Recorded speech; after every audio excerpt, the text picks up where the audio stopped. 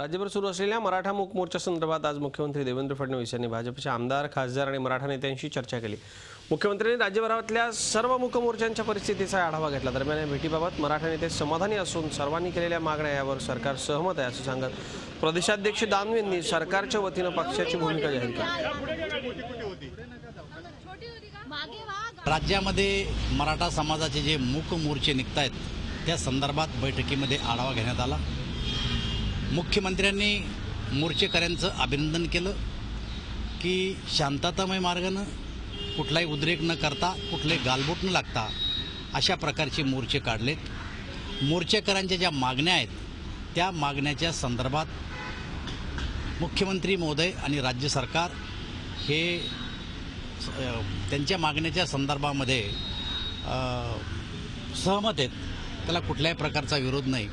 पुढच्या काळामध्ये अजूनही काही लोकप्रतिनिधीशी आणि इतर लोकांशी चर्चा करून या मोर्चेकऱ्यांच्या मागण्याच्या संदर्भात राज्य सरकार विचार करेल। झी 24 तास रहा एक पाऊल पुढे।